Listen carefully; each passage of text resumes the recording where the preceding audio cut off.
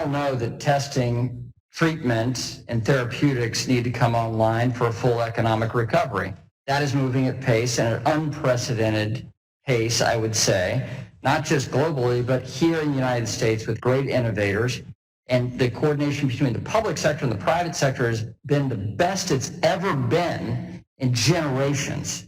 And this administration's response to this unprecedented pandemic, this Federal Reserve's response to this unprecedented pandemic is top-notch.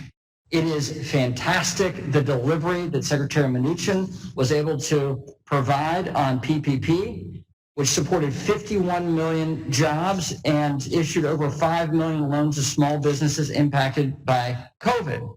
That was the direct intervention of the Treasury Secretary and his team at Treasury. The Federal Reserve stood up more facilities in a 6-month period of time than they did in the fullness of the financial crisis. They stood up more facilities than they did in decades prior to this pandemic. So I would give the Federal Reserve an A+ for its initial response into where we are. And just because Congress can't get its act together and compromise, see a way through so we can provide those people that are still hurting because of this voluntary shutdown of our economy, because of this health crisis. We need to give those people relief, and we need to come to terms. That means that Democrats and Republicans need to move to the middle. And I would commend Secretary Mnuchin for his negotiations and his willingness to move the ball forward on behalf of the American people, even in the midst of the crazy politics that we're currently experiencing and people shouting in the streets and threatening violence because they don't like political perspectives. So I would commend him for being willing to negotiate where others have walked away, like Speaker Pelosi and Leader Schumer, and saying $3 trillion is all we're going to accept and nothing less is completely unacceptable. We need to actually find compromise to support those people that are still out of work because of this global health pandemic.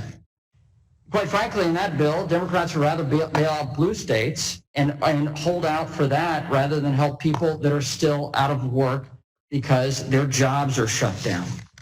Let me finish with this. What we saw at the end of last year was the best economy of our lifetimes.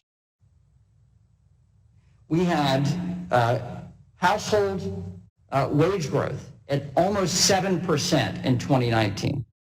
Households were feeling wealthy for the first time in a very, very long time in my state of North Carolina and across the country.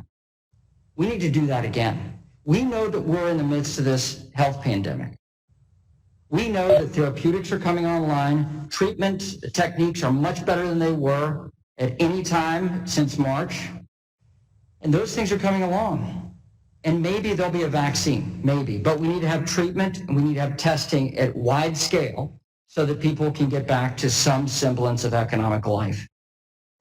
But what I would like to hear today is the limits of the Federal Reserve's actions and activities and where Congress should act. Because monetary policy simply cannot do the same thing that fiscal policy can.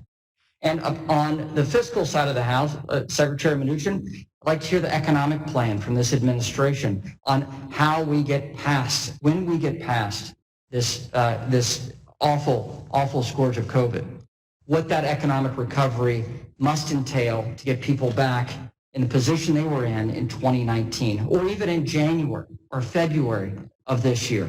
I think there's a good story to tell and a hopeful story to tell if we can work together and get things done. And so I look forward to your testimony, and I yield back.